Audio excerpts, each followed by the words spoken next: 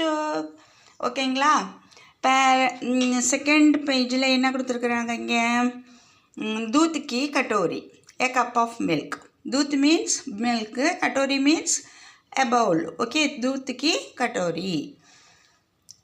இது வந்து லல்லபி பாடுற மாரி ஃபஸ்ட்டு லலலா லலலா லோரி, அது சும்மா ரைமிங்காக.